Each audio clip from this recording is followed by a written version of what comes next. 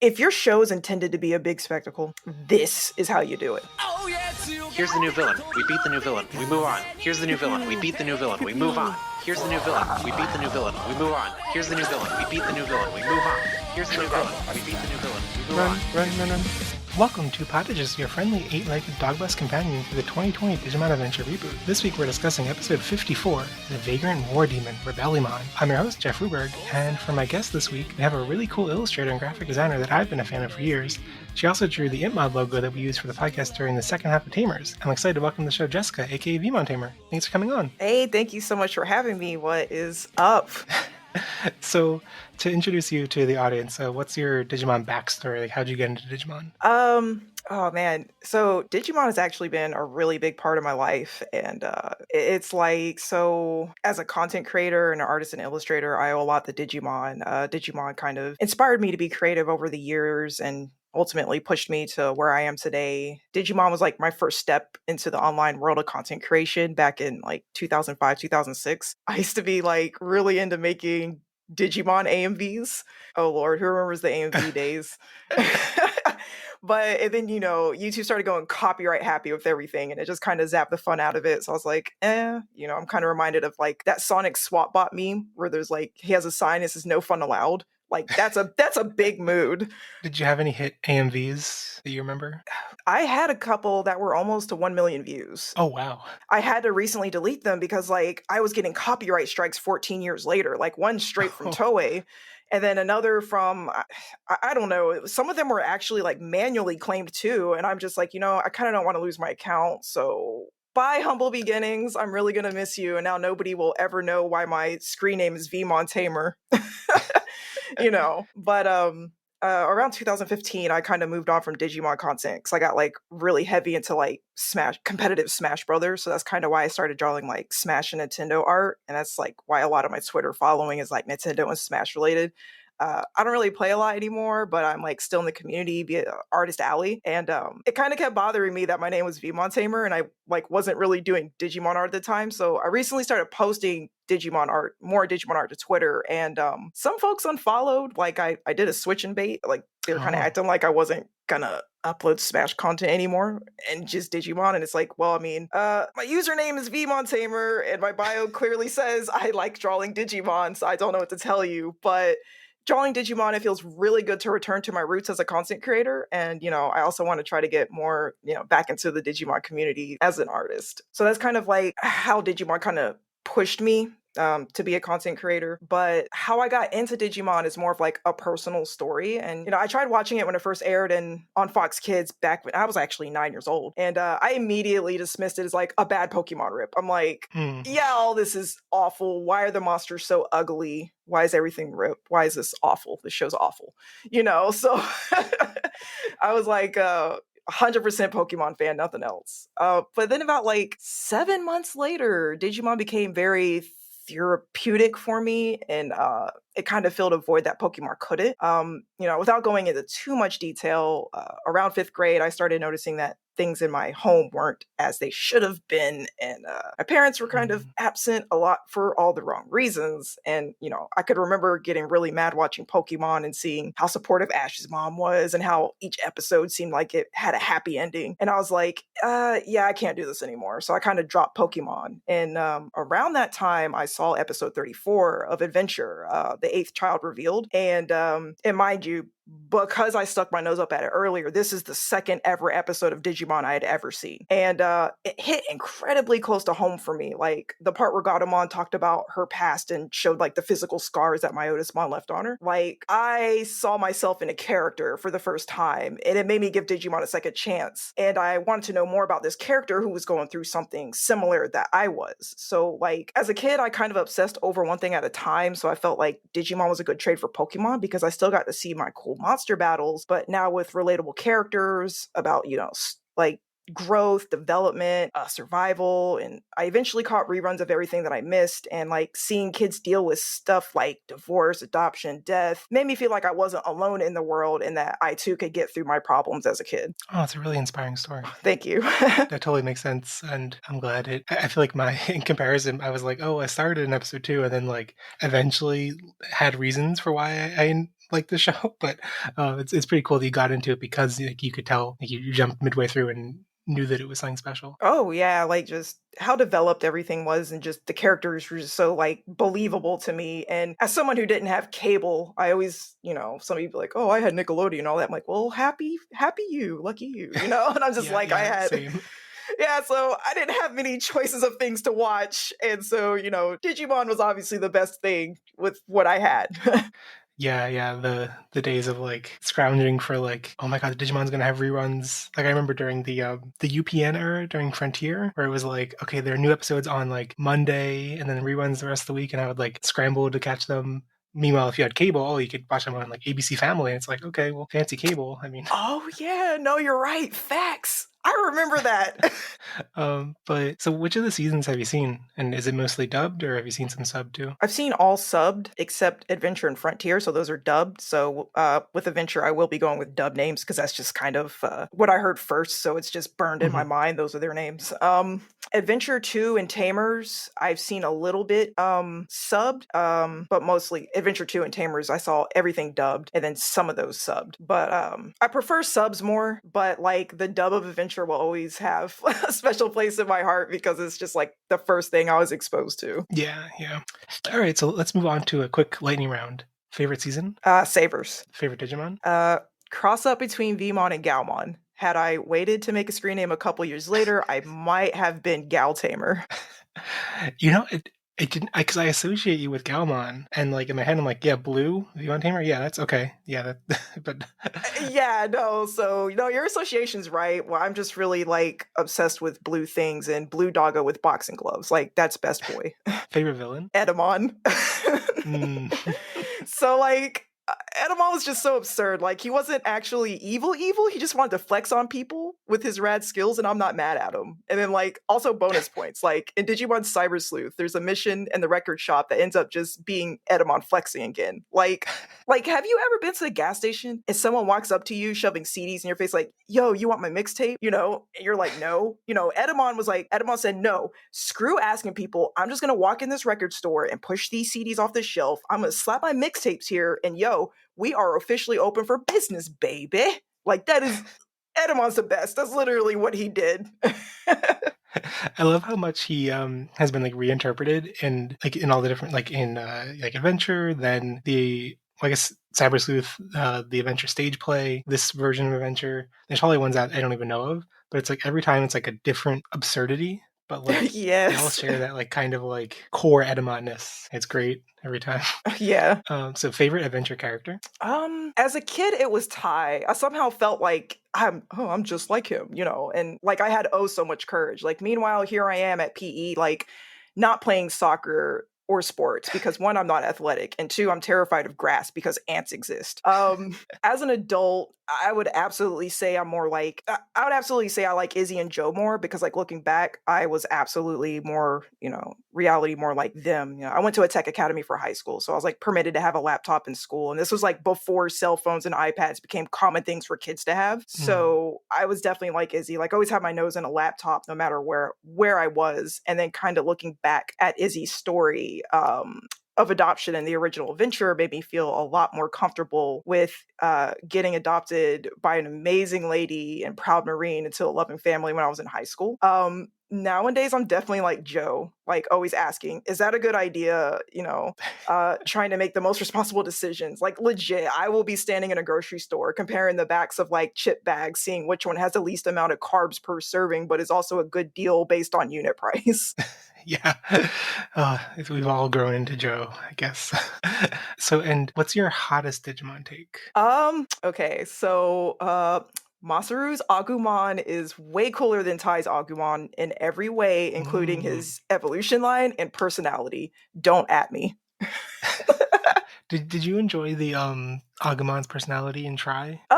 He was more lively in Try than he was in the original Adventure. Like in the original Adventure, the Digimon just kind of seemed like shadows of their human partners, except Gomamon. Like Gomamon was Joe's opposite, and I think he balanced him out really well. The Digimon kind of were more, I feel like they were more lively, had a little bit more personality. But I just watching Masaru and Agumon argue and sabers back and forth a lot. Like this Agumon was definitely his own person, and he was not about to let anybody tell him any different. Yeah. That's a great aspect of it. I feel like in Try they like kind of learned some of the lessons of Masaru's Agumon, but like only a little bit, and it kind of was the same joke over and over again. It's just he's hungry, he eats food a lot. Yeah. Oh, try. Well, okay, here's a more complex question.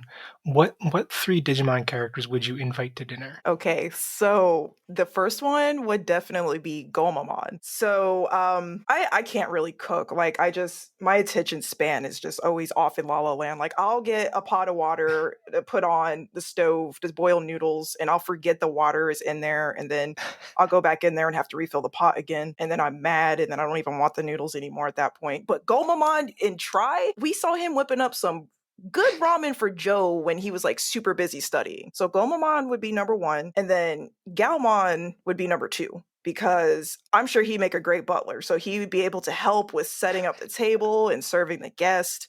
And number three would be Burpmon. So he would eat all of the leftovers along with the plates, silverware, table, and hopefully the annoying guest who complained about the organic food being flavorless.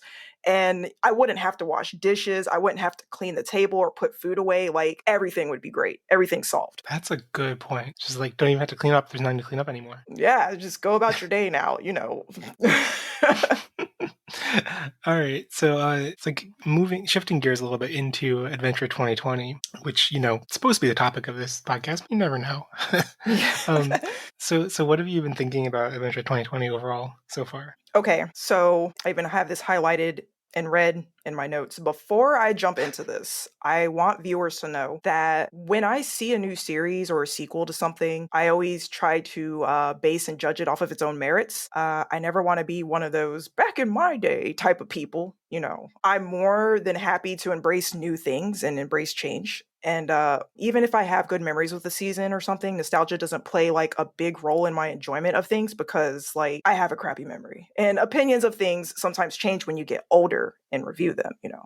So with that being said, like I'm not really enjoying this season as much as I wanted to. To be completely honest, like when I heard we were getting an adventure reboot, I was kind of salty because one, it was like milking adventure right after Try didn't leave the best taste in my mouth. Yeah. But I was also rooting for this to make adventure better with new ideas. So I didn't want it to be adventure, but I was willing, let's see what you can do. Show me what you got. Went in with an open mind. The first episode absolutely blew my mind, like with its animation and its like modernized twist on the adventure universe. Like it was perfect. Like I was like call my cousin up like 2 a.m. Yeah, have you seen the new Digimon? I'll give you my Crunchyroll login. You gotta watch it. Like I was so excited for this, but after a few episodes, and I know COVID was a thing, and I don't know how much it, affected the production of everything, but with what we have, it felt like a bait and switch animation wise, and also like story wise later. Like I legit feel bamboozled. Now, like I know Digimon isn't a show that's ever known for like its animation, but episode 1 and the opening theme looked so good that I thought like this would be the new direction that we're going. So when I say like I don't like 2020 as much as I wanted to, it's not because, it's not like the original adventure. It's because like the story seems to be all over the place. The kids don't have clear character development. The evolutions feel like unearned and random most of the time. And episodes feel like they don't really hold consequence or weight and have an intense focus on a monster of the week. And I do try to think of things like objectively. Well, I try to look at things like not from a place of thinking or feeling entitled that a show is for my target audience. So it's easy to say like, okay, you're not the target audience, or when you get older, you stop seeing the magic in things. And, I always try to like challenge things like that, because I kind of like picking my mind apart to see how I really feel about something. So I did skip Atmon when it came out, because I was like, oh, spinoff, I'm not really interested. And I kind of disliked the chibi-ish art direction. So I didn't touch it. but I decided to give it a chance, and somehow, and I feel awful for saying this, somehow I'm liking it like better story and animation wise than 2020, but I'm obviously not Atmon's target audience. So sometimes I wonder if it's like less about like target audience and sometimes about just writing styles for some seasons. But I also understand like the market for a specific target audience changes over time as well. So I get that 2020 is supposed to be more of like a shonen action oriented thing, but like if you don't have the budget to do it properly or to carry it out, then like why do it at all? Like you can't have both meh animation and a meh story. Like pick one, pick one, or if you even have to shorten like the season to have like good animation bits and, so like a medium strength story or something. Medium strength, my descriptions are awful. But then do that. I would prefer quality over quantity. So today's episode, along with episode 1 for 2020, shows that I would be 100% excited for a week's story if the animation is this strong as we saw in this episode. But on the flip side, like what the original adventure shows is that I'm okay with having weaker animation if the story is strong. Like there needs to be a balance with presentation of these elements, and I feel like 2020 misses that more often than I'd like. Yeah.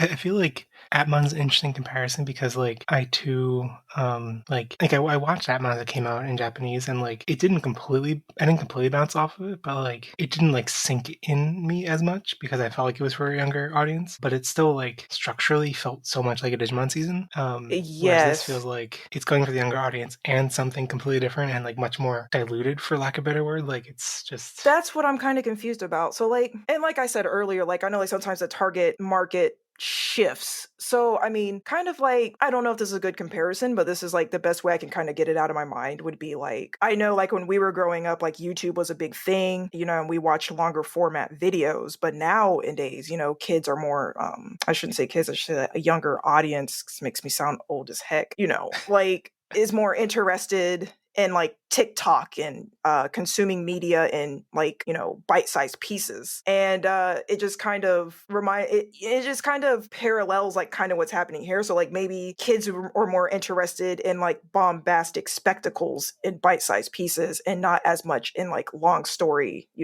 format stories or drawn out stories. So it just kind of makes me wonder if like the market or like the target audience shifted that way, but I still don't understand why it would. But it is what it is. Yeah, and hearing how you got into Digimon, it's like, adds a whole sad layer because it's like that interesting depth that got you into it. Like this generation kids, that they're not gonna get that from this season. Oh, absolutely. But on the flip side, sometimes when you see something that looks really cool, it still inspires you to draw or pick up a pencil or might inspire you to learn how to do it. So I'm not gonna, write this whole story off, or this whole season off rather, to, like say kids may not glean anything from it. They may not glean what I gleaned back with the original adventure, but there's still some little bits here and there that might inspire somebody, but just not in the same like heartfelt way. So what would your favorite and least favorite episodes of the season so far be? So my favorite episode is episode 1. It just, I've never felt that excited for something Digimon in a long time. And as somebody who walked in with an open mind, but kind of wanted to hate the season walking in because, oh gosh, more adventure, it really opened my eyes like, wow, this is going to be really cool. I mean, but, thoughts that aged bad. But if I had to pick an episode other than like 1, I would pick 12 Lilymon Blooms. That was also a really beautiful episode. Like, I wouldn't say the animation was like as stellar as episode 1, but for me, it's not about flashy animation all the time. It's just that episode really, I feel like it's one of the few episodes where the evolution actually felt earned. And then also the scenery was really beautiful with like the run plants and everything at the end. And who was it? It was Ogremon. That we don't know if he passed away or not, but we just know Lilymon made him super pretty with flowers and plants. And the scene is like, the visual sticks in my mind, and it was really beautiful. And I think that episode was written really well, and it put some focus on Mimi, a character that really deserves it, but doesn't get nearly as much as she deserves. Yeah, like that episode's animation reminds me of like the discussion of graphics in video games, and like I personally don't care about the like highest specs, more so like stylistic direction is what matters, and Absolutely. things can look great without the like highest specs. Whereas the episode we're gonna cover is more like, I mean, I think it has a good mix of both, but like it definitely is like the high specs kind of Oh, thing. yeah. Oh, definitely. My least favorite episode of 2020 so far. Oh boy. I I like actually, that attitude. Least favorite so far.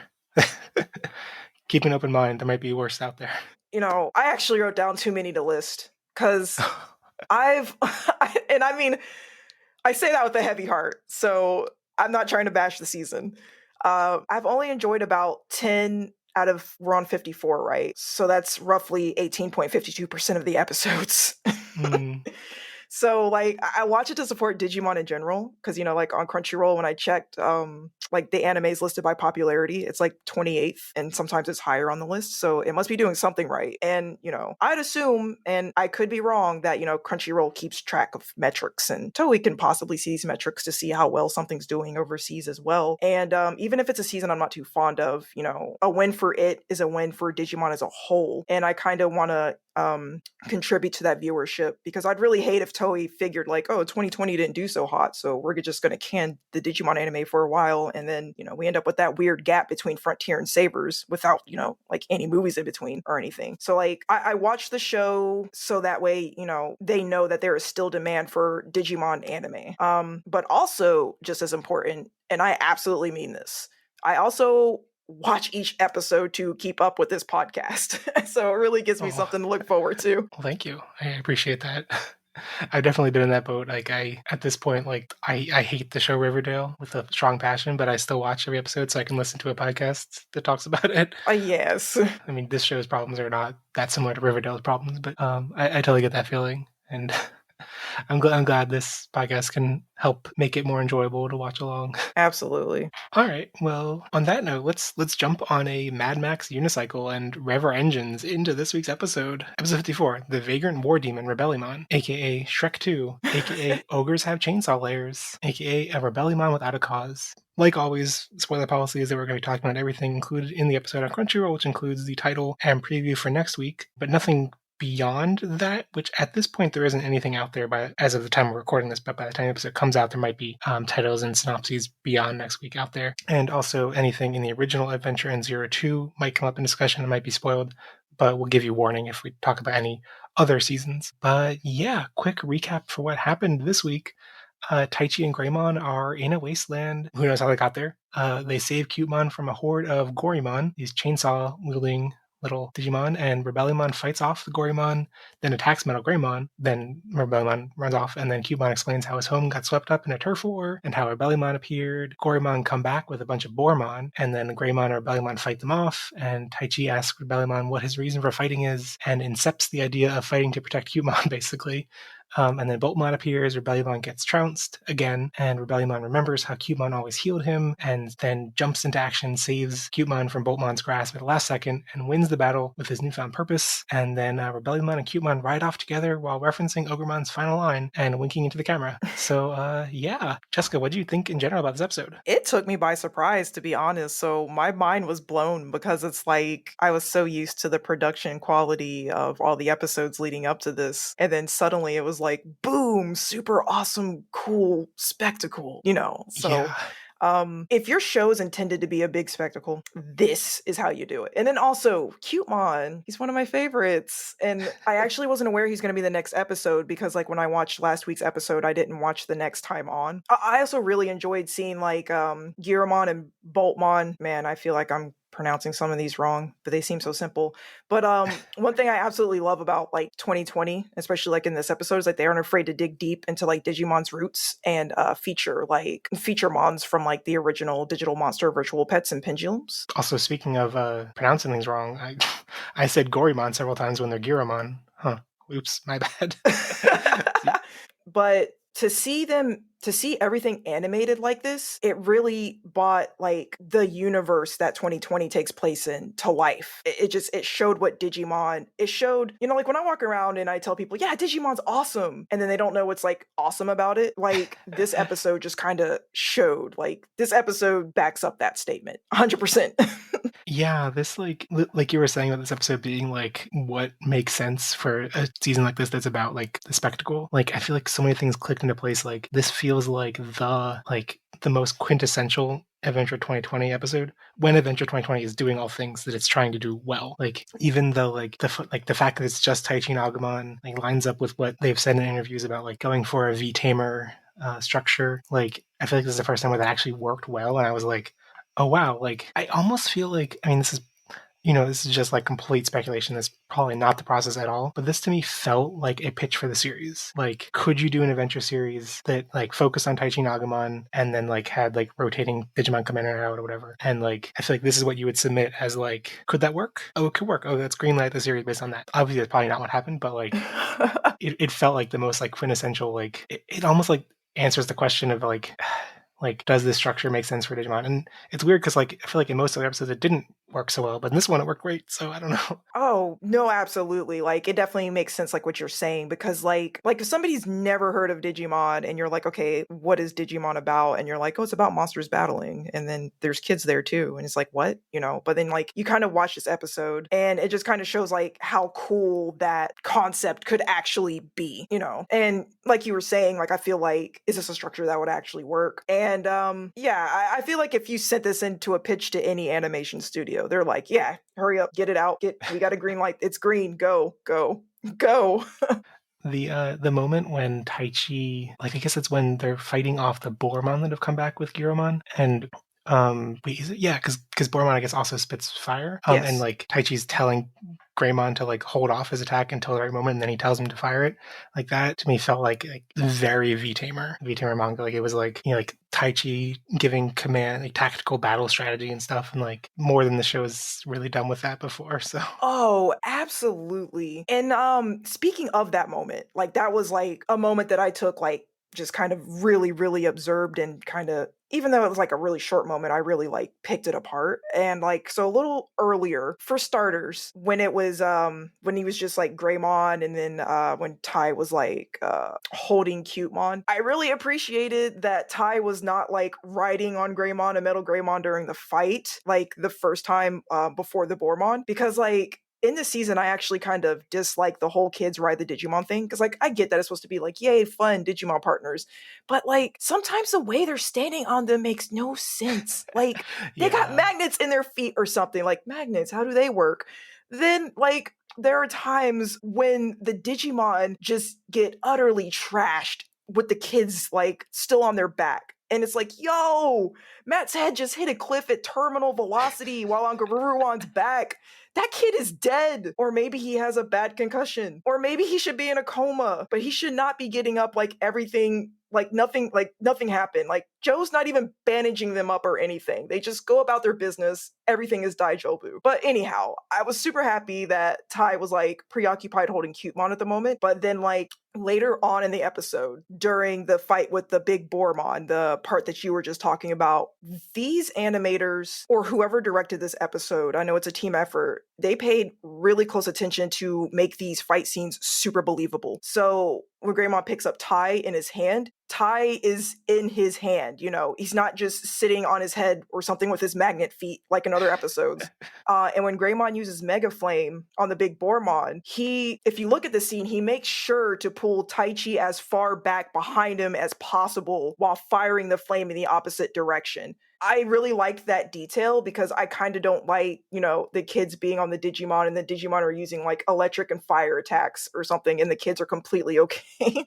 Like, I'm not buying that. But I appreciate that was nowhere to be found in this episode.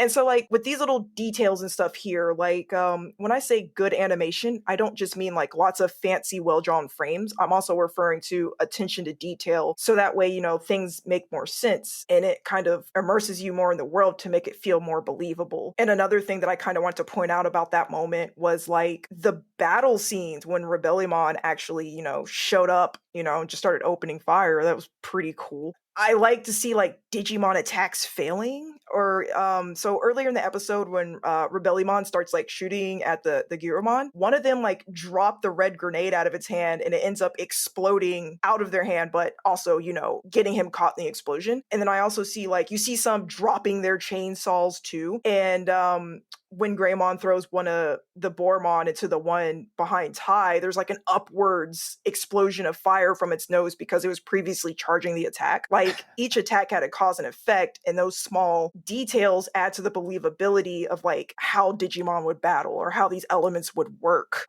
so on and so forth. So it's like it seemed, I'm not saying Digimon's realistic, but the fights and like the physics with the elements and weapons and stuff seemed like really believable and realistic. So I really appreciate these really small like attention to detail. Yeah, like you can really feel there's so much love poured into like every aspect of this episode. And like I know a lot of people talk about it in terms of like budget and it's probably not wrong. It's probably was like a more expensive episode to produce, but like one of the notable things that I'm just like seeing how people are talking the episode, like there are a bunch of like prestigious key animators on the episode that have worked on like other Digimon episodes and other Toei anime properties. The people, the Sakuga community that follows Toei animation properties like look for those names, but a lot of the animation was done by this studio, Tonari Animation, that is a global animation studio. And if you've been following Potages on Twitter, like I've been retweeting these animators. I've seen a lot of it, yeah. And it's so cool. I mean, so cool seeing these. I mean, there are probably a lot of them happening in Japanese we just don't see, not reading Japanese, but like there's so many English-speaking animators who are so excited to have the work feature in Digimon. A lot of them are like, I watched the show as a kid. It's so awesome to see to work on this show. And especially with the way that like there was so much cool Greymon animation this episode, I get the feeling that like, and this is all guesswork, but I get the feeling that a lot of these details were just because the people working on it loved the thing and like loved Greymon and wanted to animate Greymon really well. And also the like this practice of hiring another animation studio and kind of farming out a bunch of key animation, it's generally seen as like a budget saving technique. So I'm just guessing, but like I wouldn't be surprised if this was actually like, they were planning to have like some cuts done by really prestigious animators and other cuts they like kind of farmed out. And it just so happened they farmed it out to an amazing studio that poured a lot of love into it. And so it's like the whole thing came out amazing instead. But that's kind of my running theory. No, absolutely. I'm a really huge fan of fans kind of writing love letters to a series that they loved in the form of, hard work, dedication, and attention to detail. Because when you're doing something that you love, it doesn't feel like work. And when you're like, a big fan of the series, you're just like overly excited. Like, I'm gonna go off on a tiny tangent here, but like back in 2014, when the Digimon card game got rebooted back when Fusion was airing, they were having like fan art Fridays on their official Facebook page. And I submitted a card of Raydramon, and it actually got posted and featured on the Facebook page, and I was like super excited. And I jokingly said like, Bandai's going to be knocking at my door any minute asking me to come work for them because my art is so awesome. I jokingly said it, but the dude who ran the Facebook page, I guess, saw my Facebook post. And then, they asked me like, hey, do you want to come do some work for this Digimon card game? And had to sign like NDA and stuff like that. And I ended up making like play mats for like the tournaments and stuff. But I totally understand that feeling of like, wow, I grew up with this show and I actually get to contribute an official piece of like, I get to contribute to an official piece of media. And like, you're going to put out your best work if that's the case. Yeah. It's a really cool story. Other details that I also noticed about this episode is the environment. Okay, so I've said a bunch of things I disliked about 2020 at the beginning, but things that I do like about 2020, that 2020 does well, that this episode just amplified by 100, is like the use of the environment and some of the strategies they come up with, like actually using the environment to fight, and how like Digimon it's not just me Digivolve, me fire one attack, like it's a turn-based RPG fight over, hey Digimon, like it's not like that. I like how 2020, despite like how stiff the animation is sometimes, I appreciate that they're at least showing that the kids do try to come up with strategies sometimes, especially like on the Izzy episodes, and how, it's not just two Digimon fighting. It's like two Digimon fighting in like a believable environment. So like all the environment destruction that was happening, all the explosions, all the Digimon flying through buildings, Dragon Ball Z style, like that was amazing. Yeah. I mean, this is a much more muted environmental detail, but one thing actually, the first time I watched the episode, the only note I wrote down was, because it was just so impressive otherwise, the one note I wrote down was that when they're in Cutemon's hideout and he has his little cup and the plate has little Little pixelated, like blocky, digitized little damage on the cup, and I was like, or the plate, yes, I was like, oh, it's so cute. it is. That is actually my next note. And so I highlighted like the digital world, and I said like I like how the buildings have chunks missing out of them in the form of tiny cubes. Yeah. And I like those details because it's like I know a lot of people have a debate about how the digital world should look. You know, a lot of people kind of want it to be your classic adventure, or, you know, I could go to my beach and put a phone booth there and call it the digital world, you know, but I like that weirdness, and, you know, because otherwise there wouldn't be like a phone booth on a beach. But I know some people kind of like the cyber sleuth style of digital world. But I would kind of like to see a mix of both, because I mean I was kind of like a fan of like the digicourts from Young Hunters, and then the AR field. Are they called AR fields? I'm new to Appmon. Don't murder me. Yeah, I think that's what they call it. But whatever the thing is that they like jump into, because it's kind of like a cross between like the digital world and the real world, and like you kind of see like buildings with like overgrown plants on them, and they're like pixelated and stuff like that. But for people that want more of like a classic digital world feel, I really like the chunks missing out of the building in the form of cubes, or when Cutemon had his little plate with the T on it, how like the chips were, like you said, pixelated. That lets me know like I am in the digital world. So those small details, like they didn't have to go all in like that, but they did, and I really appreciate it. Yeah. I also wrote down just like several, so many great moments of really surprising animation. Talked about a bunch. We talked about the Giromon. Love their chainsaws.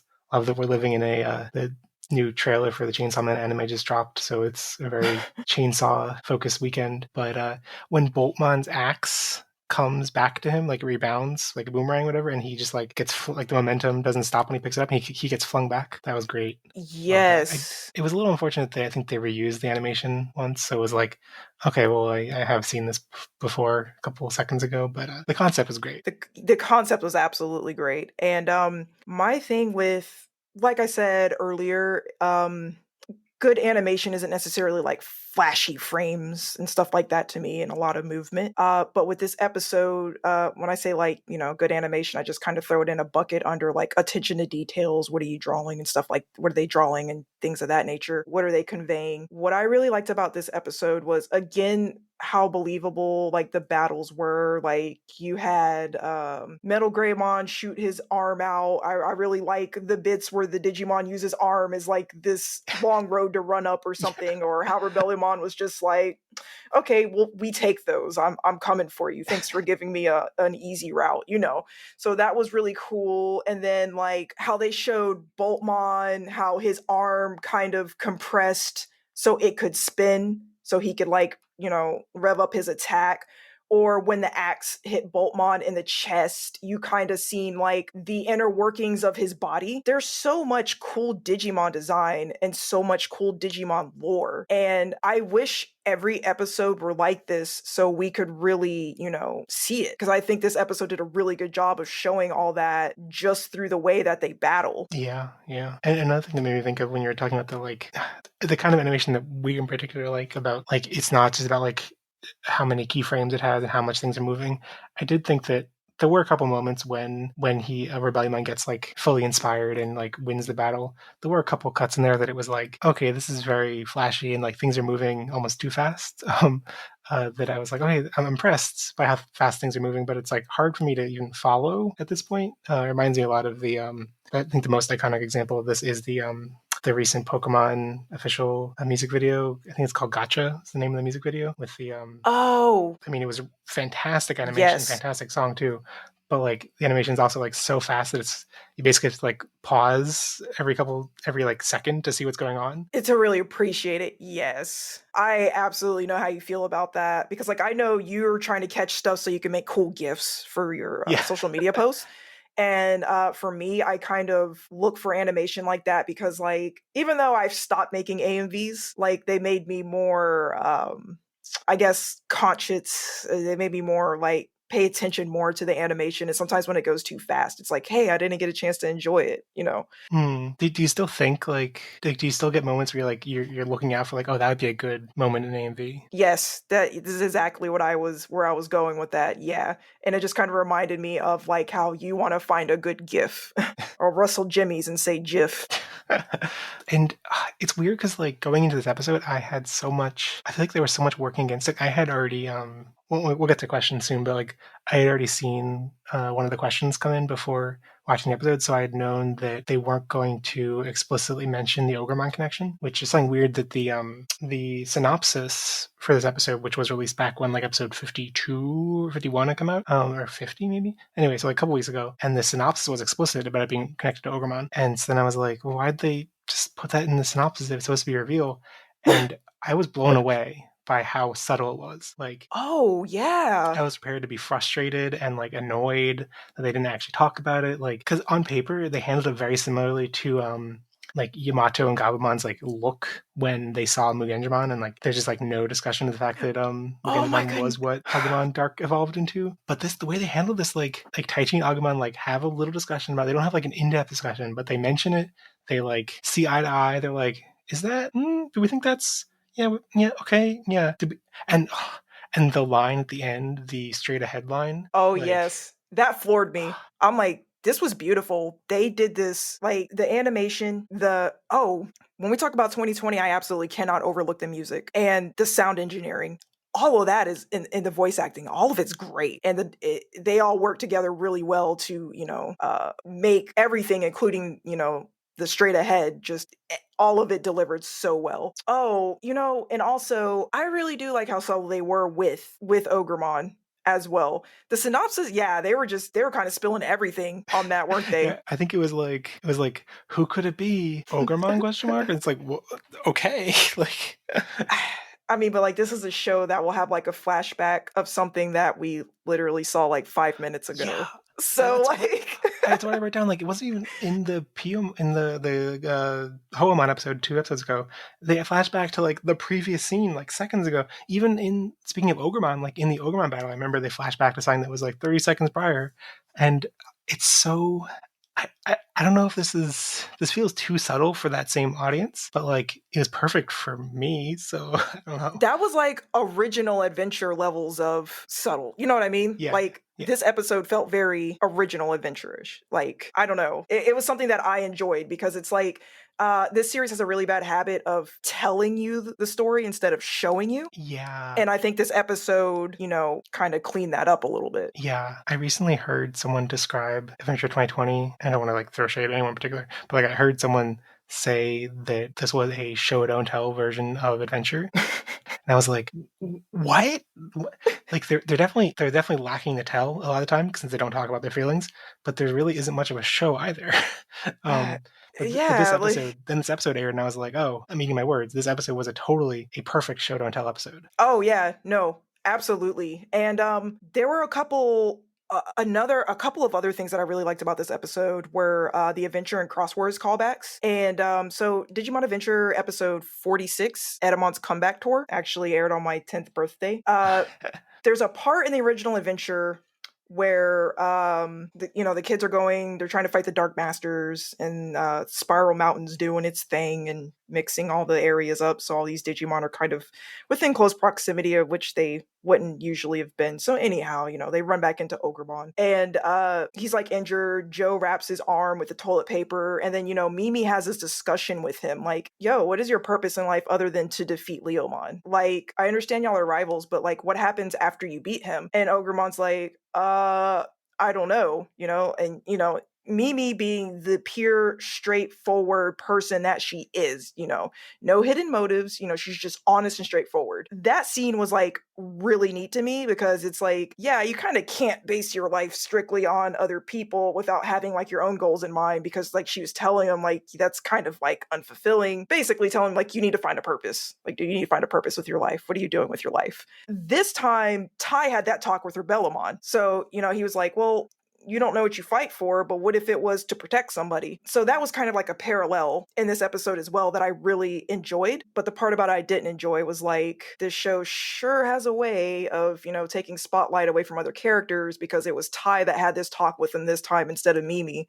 But, it's still a good episode. And then with Cross Wars, Cutemon sticks with Darulamon after being saved. So like seeing like Rebellimon take him along as a travel partner was like perfect. It's just like, it was very reminiscent to it. And so I really like the adventure and the Cross Wars callbacks. And like, part of me wants to nitpick and be like, how did like this episode starts off in medias res. I don't know how you pronounce that, in medias res, whatever. And Taichi's just in the middle of the battle. Like, but how did they get there? Because before they were flying on Mechanorimon, and there's no sign of Mechanorimon, and they're still they're separated from last episode with no explanation. But like, does it matter? I don't know. It was good. Okay. No, I share that same nitpick with you, because like this show is has a good way of making me feel like I'm not paying attention as much as I should, because sometimes I'll be watching an episode and then I'll go into the next episode and then I'm like, wait, how did they get here? Did I miss something? Or like, or when they're kind of like on their way to Faga or whatever, and it's basically like them asking Gaudamon, are we there yet? Are we there yet? Like there wasn't really like landmarks or anything to really determine where they're at. So it's just kind of weird. Like the show just kind of puts them wherever they need them to be for that episode. Yeah. And for as much as I like Commandomon, I was kind of glad that he wasn't in this episode, because I honestly feel like he's only there so they can take one frame and slide it across the screen with Photoshop so they don't have to draw the kids' walk animations. So, that's a good point. I don't know, but I share that same nitpick. But the episode was so awesome that I was able to kind of shove that to the back of my mind and tell it to go sit down somewhere. Yeah, like that's the thing. Like a lot of these like nitpicks, like they only come to the surface when the rest of the episode is like lackluster enough that there's nothing else to redeem it, really think about. But when it's great for other reasons, you can they don't matter as much. But yeah, we've had so much to talk about. I think we should keep moving through reviews. So Andy Lucas OE said, Guramon said, okay, this is gonna be tough.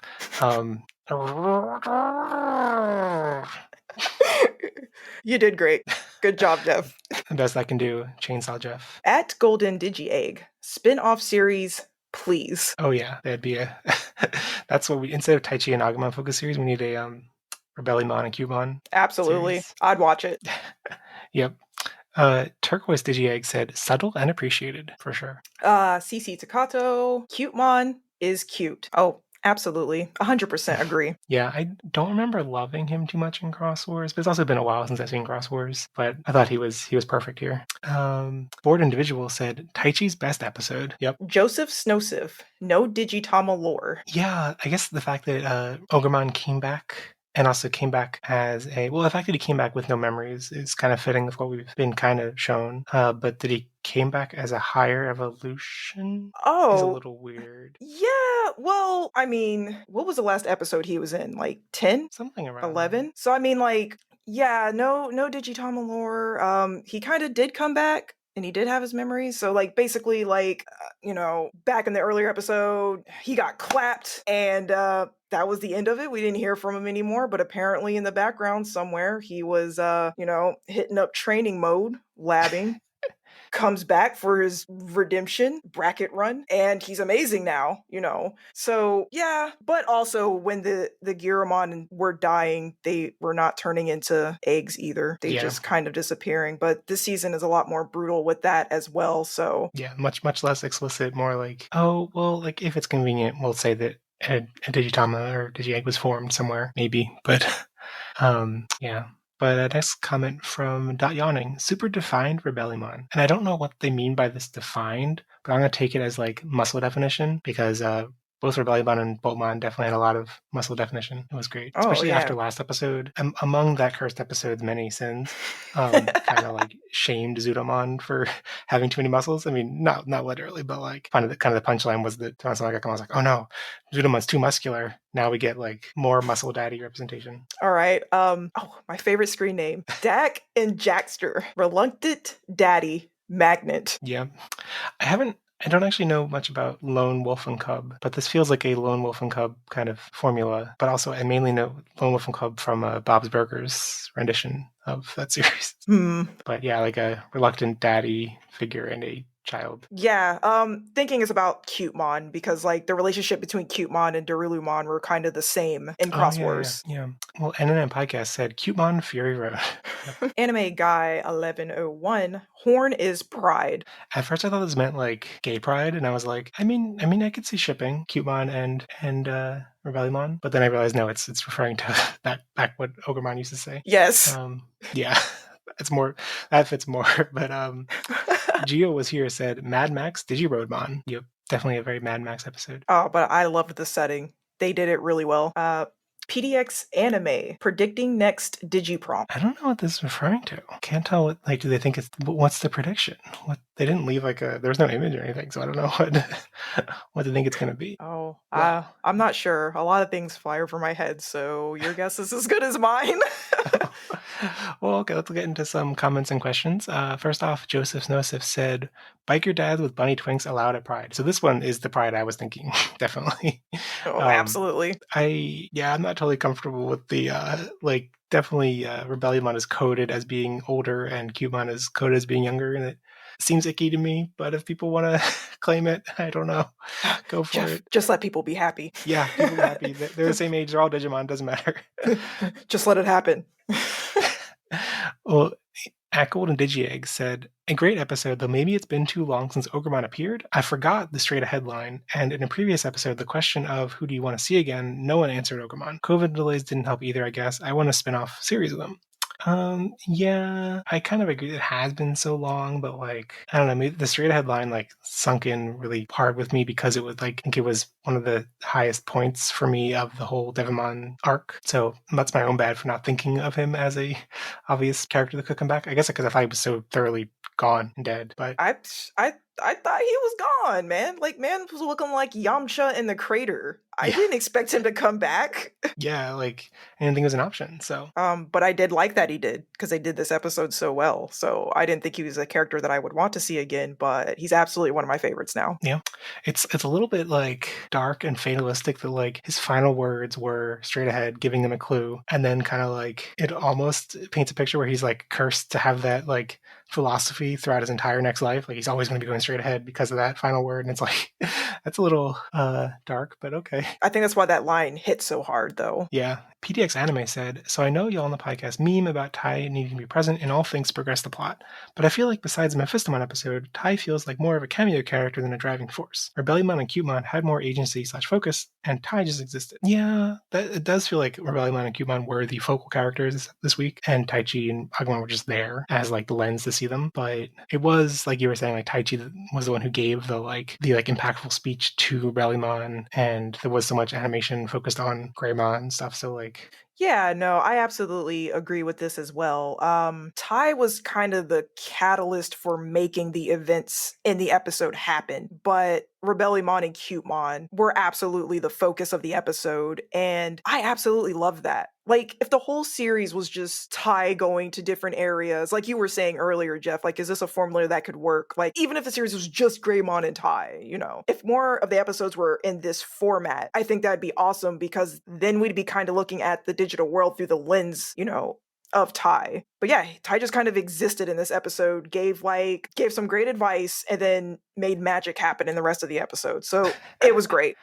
Yeah, like, I remember, I think it was, like, around the time that the Devimon arc was wrapping up, that it was, like, it felt like we'd only met, like, one or two NPC Digimon aside from Ogremon, and so, like, yeah, like, a formula like this, where, like, each week got we kind of eventually got this, like we got Digimon they were meeting each week. But yeah, if the focus was even more on the Digimon of the week, that'd be great. It reminds me of, there's a tweet, I think this is a tweet from an Off-Ski article, who is a great follow on Twitter if you are interested in manga or, manga anime fandom in general. And it was basically like, I'm paraphrasing from memory, but it was like, people complain about Monster of the Week formula. Are you kidding me?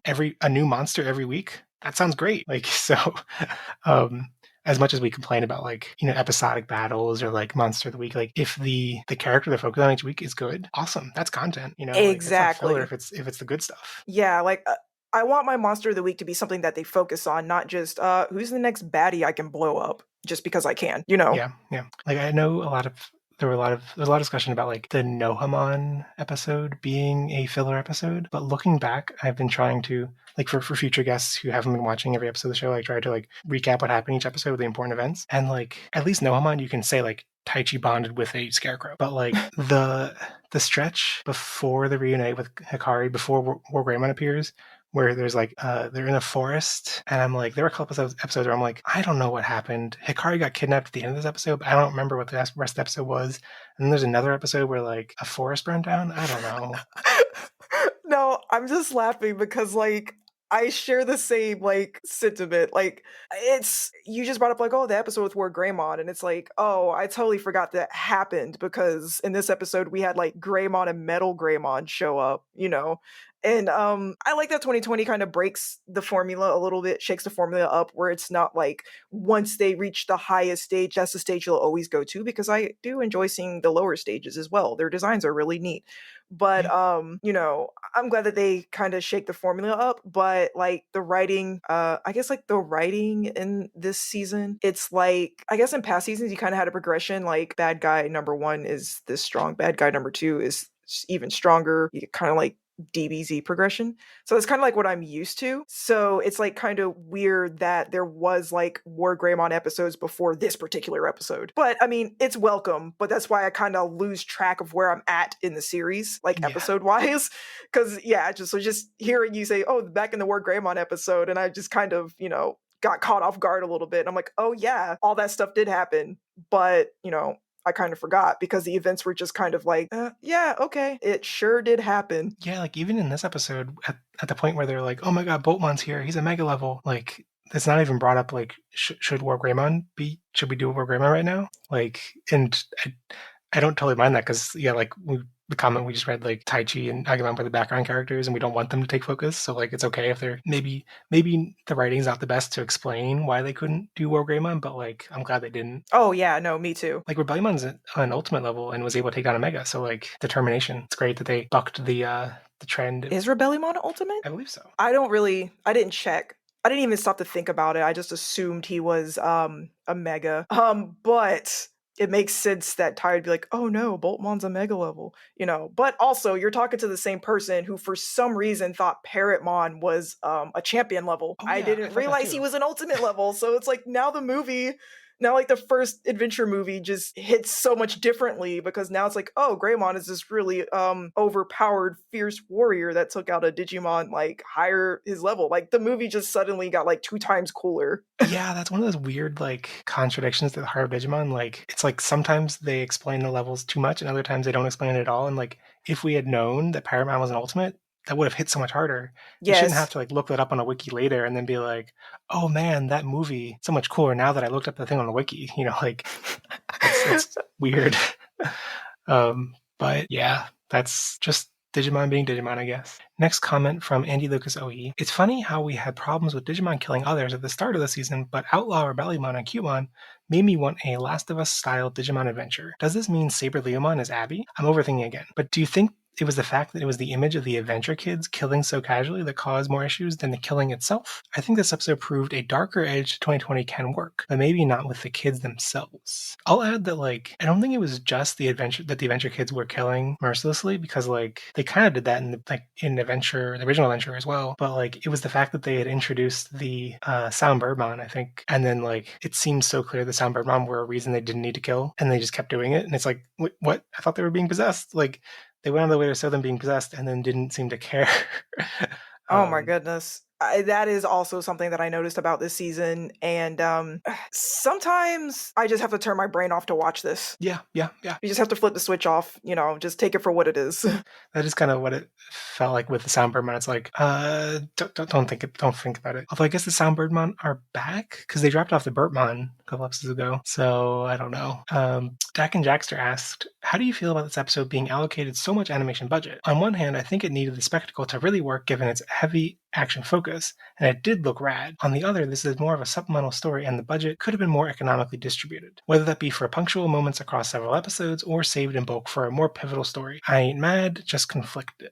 Ooh, so I actually mentioned something along the lines of this like earlier on that like if you don't have the budget to do something properly, like find a way to make it more like quality over quantity. So for as much as I really, really loved this episode, it makes me worry about like what the episodes afterwards are going to look like. Like, I don't think they're going to keep on with this streak of, I honestly don't think any other episode after this is going to look as cool as this, because my bar and standard is just incredibly low. And this was like a surprise treat. But yeah, like I kind of wish that budget could be equally distributed. Like if you're going to have so many episodes, find a way to budget so things look consistent across the board.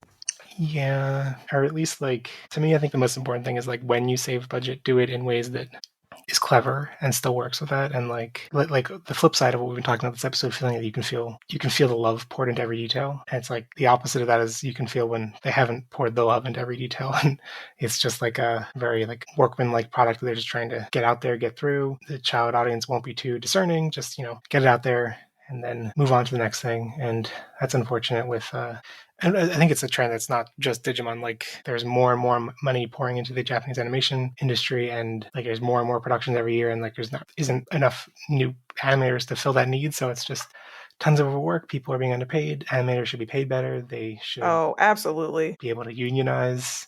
Toei has historically been really anti-union. That's not great. That's the undercurrent behind this podcast that I've felt very conflicted about covering a Toei anime because, especially after that Mimi episode. Absolutely. And that's why I'm not like on here trashing like, the animation is absolutely trash. Anybody could do better than that. Like some people will say like the most harshest things. But at the end of the day, when you're watching a piece of media, you have to remember that there are real people, behind that project that made that happen. So that's why I'm never going to feel like super entitled to like top-notch animation at all times, because I'm pretty sure they're doing the best with what they have.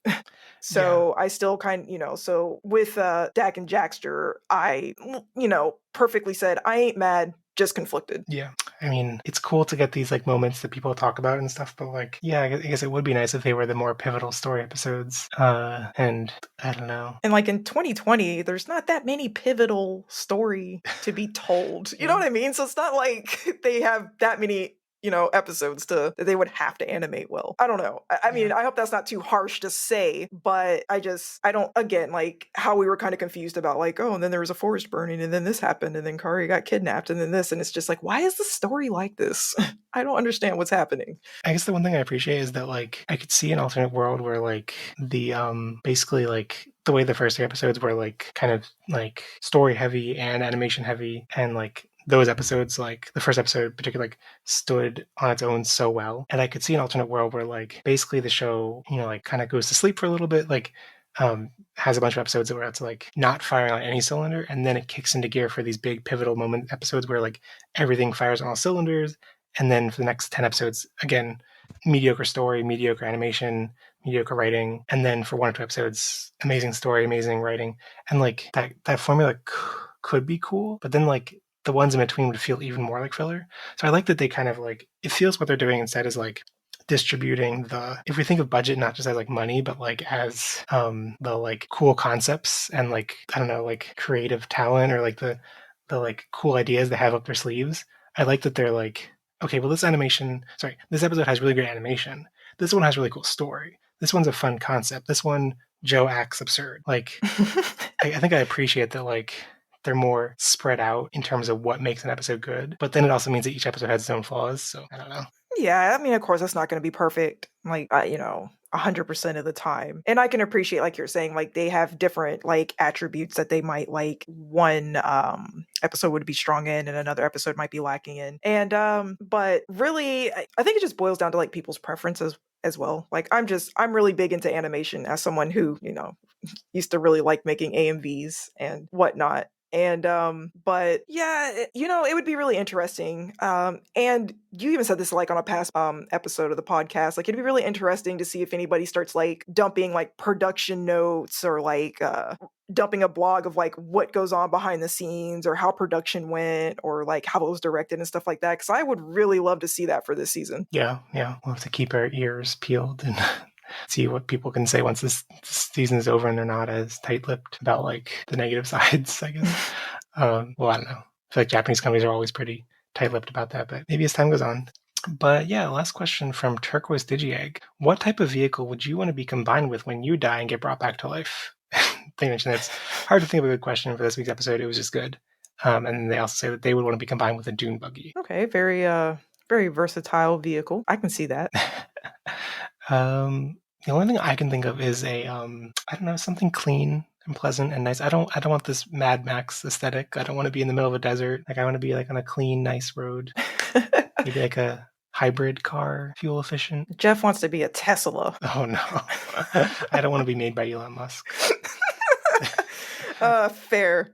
I haven't really thought about it, but I mean, the first thing that comes to mind, I guess this counts as a vehicle, is I would want to be Tails' tornado from Sonic. His jet can like transform into like a biplane or like a fighter jet or like a mech in Sonic X or like a walker in Sonic Adventure 2 Battle that can just like kind of shoot everything in its way. Like I'd be unstoppable. I could do anything. Yeah, that's my answer. The tornado.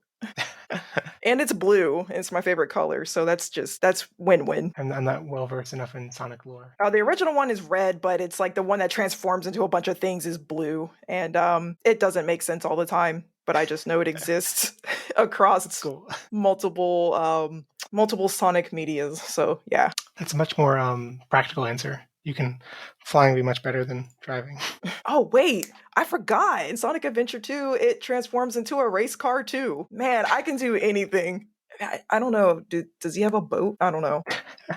Well, on that note, I guess we should get into our ratings and MVPs. So how would you rate this episode out of 5 stars? Okay, so I'm glad I was invited during this episode because I'm gonna be straight up honest. I was gonna come on this podcast with the preconceived notation that no matter what we talk about or discuss, I was just gonna give 1 star. I was just prepared to like, I was just prepared to like, yeah, this isn't really my thing. I dislike this. But I'm going to go ahead and hold that L, eat my words, and this is 5 out of 5. Oh, wow. I'm absolutely giving this 5 stars. Wow. It went right from the bottom to the top. It started from the bottom. Yes. I guess I'll be a little harsher and give it 4.5 just because like I don't think I had really considered like I haven't been keeping track of all my ratings, but like I don't think I've given a 5-star to this series. And I think like what a 5-star to me would be is like basically this episode if it had because I feel like it doesn't have much character development really. We saw Rebellimon, we saw him kind of grow, but it was kind of in the expected way. Like you're saying, it's very similar to Rebellimon. And so like, yeah, I feel like if an episode that had all these components, but also had like character development and growth for one of the main characters, that would be like a 5-star episode. So this is just like a little bit short of that. Oh, absolutely. And I didn't even explain why I gave it 5. So despite my bar being really low, what I really liked about this episode is I feel like Tai sucks up a lot of the character development or, just screen time that a lot of other characters should have. And this episode came along and kind of mixed that up. So like as that was pointed out earlier, we discussed a little earlier, was Tai just kind of existed in this episode. And I really like that the Digimon were given like personalities and the monster of the week wasn't the thing that you had to fight. So I feel like this episode mixed it up enough to catch me off guard, and it just was a really enjoyable experience. Like it surprised me in the best way possible. Yeah, I agree with that. MVP. Yeah, a tougher question. MVP.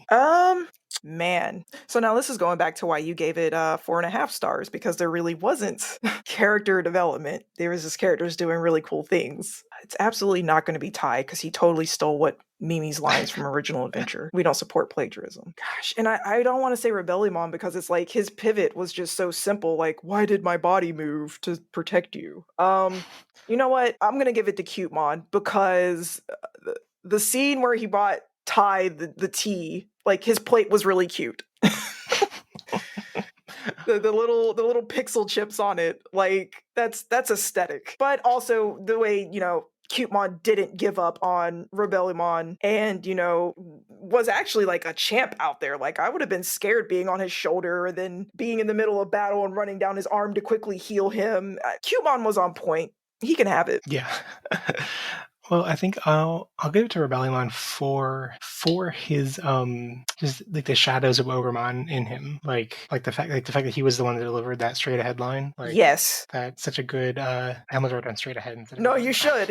No, MVP is straight ahead. You had it right. Yeah. So like being able to tie back in that like highlight of the first 15 episodes of the show and bring it back in a way that heightened it even higher. Perfect. Yeah, like it came full circle, and it was perfect. The delivery was great. So for me, it was definitely a toss up between Cutemon and Rebellimon. And again, I think this episode did a really good job of giving them, for the short amount of time it had, they actually, were believable characters. One thing that hasn't brought up in conversation, since you like Edamon a lot, how did you feel about the Panchamon episode? Like the King of Digimon episode. It was so absurd. Okay, so I liked the episode. When I was watching it, I was like, I didn't go into the episode expecting to like it, because like a lot of characters, for lack of a better word, seemed very watered down in 2020. So when I saw Edamon was coming back, I'm like, I bet and I know I say I don't usually compare series and stuff like that, but I was like, I bet it's he may not be like as funny as the original one was, but I really want to see 2020's take on it. So like, but with how absurd, like a different type of absurd, like the Joe and the hamburger, or like the potato episode, it's like I was kind of afraid like to see what they were going to do with him, knowing like the type of humor that we've seen in past episodes. But I think they handled him really well, and I like the rivalry that him and oh my gosh, it's Volcanomon, right? Like you just summon him at the end of it. What is his name? Volcamon, I think? Volcamon. Okay, I wasn't too far off. Starts with a V, ends with an N. Okay, so like I really liked the battle going on, and whoever wrote these rap lyrics, like hire them for future episodes. They did great. I really liked the episode, and like Mimi snuck in and became the focus of it as well. So we got a really great character. We had great characters all the way around, and like the absurdity was legitimately enjoyable for that episode. I liked it a lot.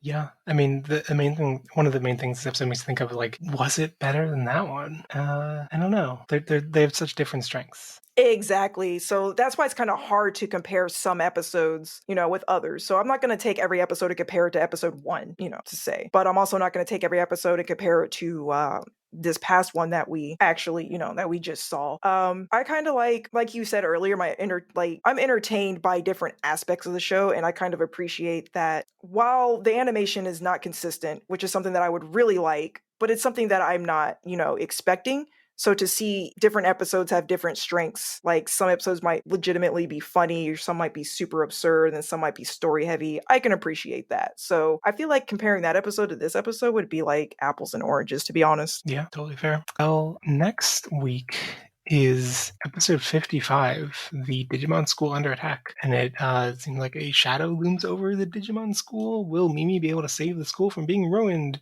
And there's going to be a school, there's going to be a Babylon, there's going to be a Rosemon, which presents questions.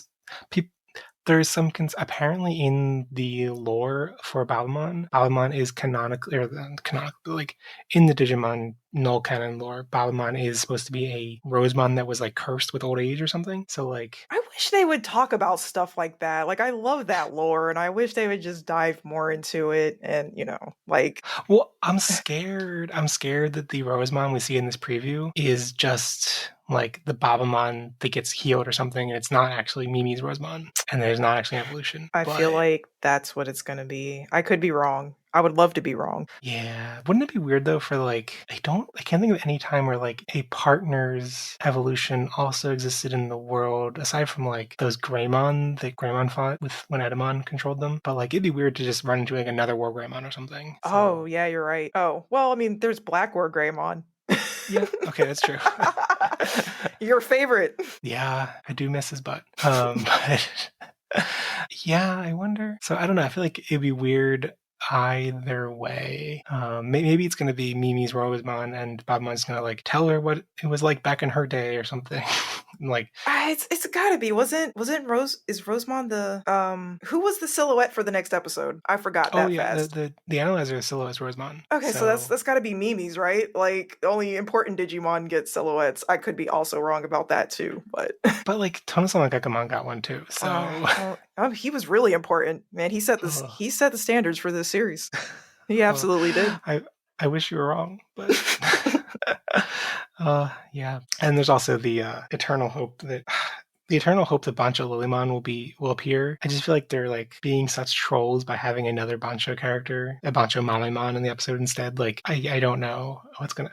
I'm thinking the Bancho Lilymon is going to appear as a like little dream sequence. Like they'll see Bancho Mamemon and then Mimi will be like, oh, Palmon, what if you were a Bancho character? And then it'll be like, we'll see Bancho Lilymon for a split second. Well, actually, you know what? Well, like in the Edamon episode that we were just talking about, like Palmon and Mimi influenced Palmon with the maracas. That's what they're called, right? The little things that you shake. Okay, yeah. So, and then she got like, what is it, Ponchimon? Mm-hmm. Yeah. So like maybe, I mean, that would be cool if, in this episode, Mimi is like, oh, that Bancho's so cool, and Palmon gets influenced by that, and then turns into Bancho Lilymon, So like, but then, there's a lot of questions like, why is it only Palmon can get influenced by things around them? But I mean, I feel like that'd be a dope concept.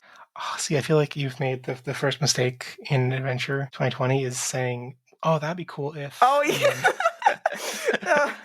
Oh, yeah. No, I'm setting myself up for disappointment if I do that. But if I say something will be cool, I immediately dump it out of my head a second later. So I don't, feel that way later. Yeah. Well, it's at the very least exciting for Mimi focus again. And I don't think Taichi was in the preview. Oh, he'll sneak in somehow. No, I'm just kidding.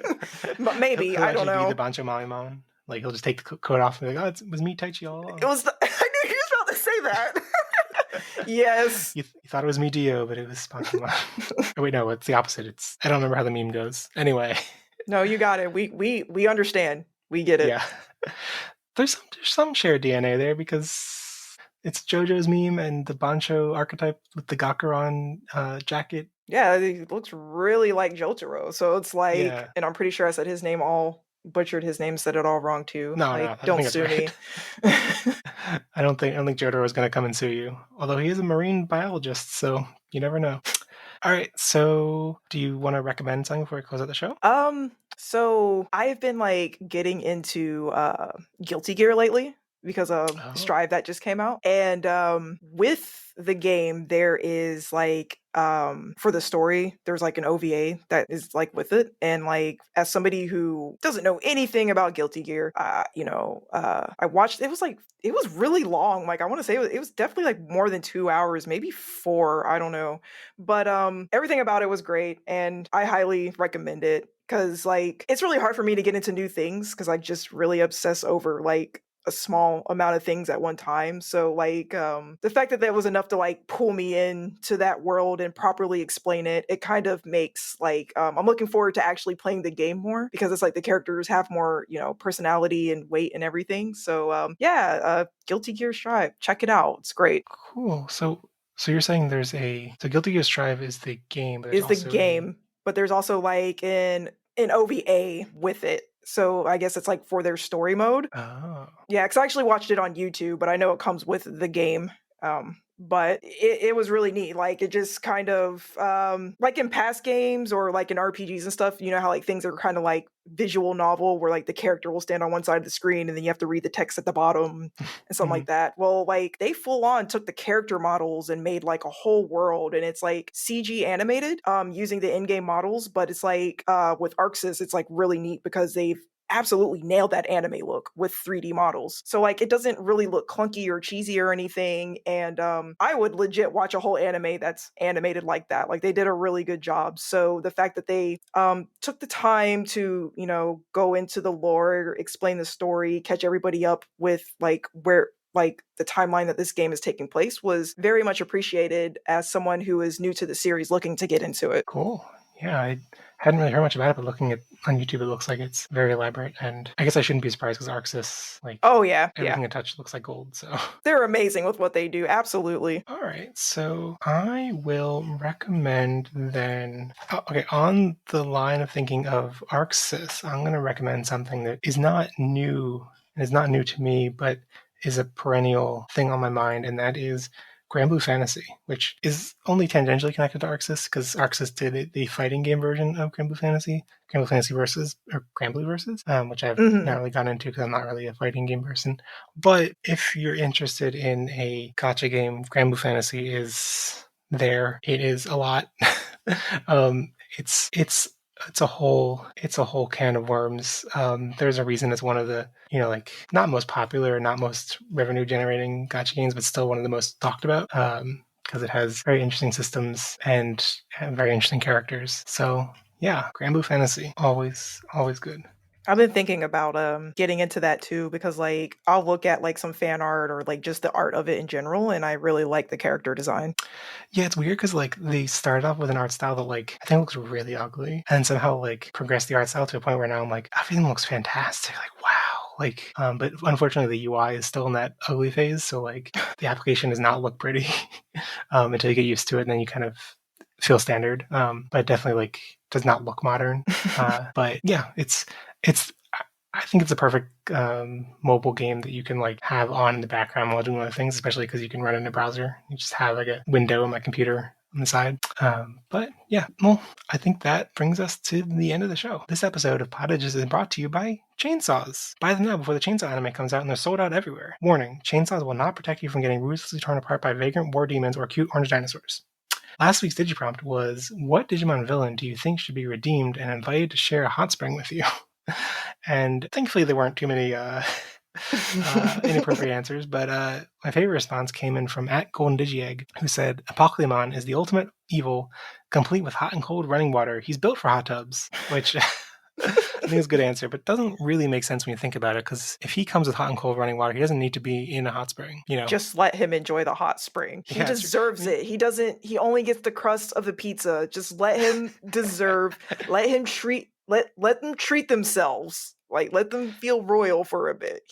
They're allowed in the hot tub. Yeah, like he's used to just having to be his own hot tub. Like, let him enjoy hot tub with everyone else. That's the real ending of Original Adventure.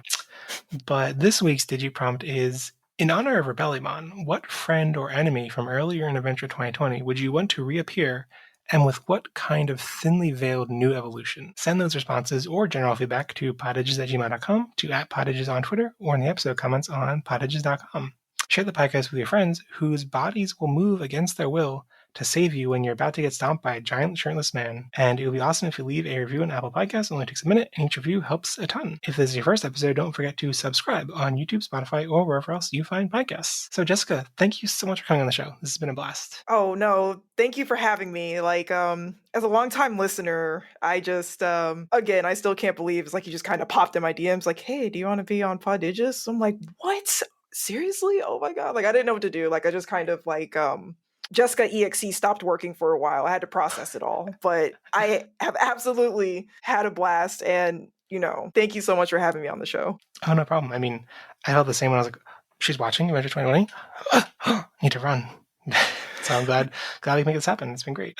So yeah, if people want to find you, where can they check you out in the digital world? I'm mostly active on Twitter, so @VeemonTamer, and there I draw a lot of Digimon and Nintendo characters in Yoshi's Island style. So if you want to see bright, colorful, cheerful art of your favorite characters, then come check me out. Awesome. You should go do that. And I am, as always, Definitely Jeff on Twitter, and have my general anime podcast, Love It a Wee Bit, where I don't even know what we're covering this week. It's anime. We're at the end of the season where it's the stuff we had lowest on the list, and it's not that good, but it's anime. So anyway, thank you everyone for listening, and I'll be back next week to talk about episode 55, The Digimon School Under Attack. Bye! Bye! And remember, never stop digivolving. 終わりなんかないぜそうさ怖いままからの出発点はそれに乗って誰も知らない明日はあるから待ってよ今さら立ち止まれるバッマンの日常上道跡あの日君と壁に書いた三日星を使っても今さらどこも行けないぜって朝かいね朝かいねなら大人になんかなっちゃいけないね Also, one thing you'll see, seeing behind the scenes, is that I make mistakes a lot and then cut it and edit it all out. So, like, apologies if any of the stuff that I'm supposed to read, I like end up reading 3 times over. No, that's completely okay. And like I totally get it. It's like someone will watch an interview or something with me in it, but then like when I'm streaming, they'll be like, "Man, you pause a lot." I'm like, "Yeah, live just is different than, edited one. There's a difference." Yeah, that's the one thing I love about editing. I mean, I hate doing it, but then I love the product afterwards. Like, oh my god, I sound so much smarter. Like, wow, this guy who comes out of the edit is so much cooler.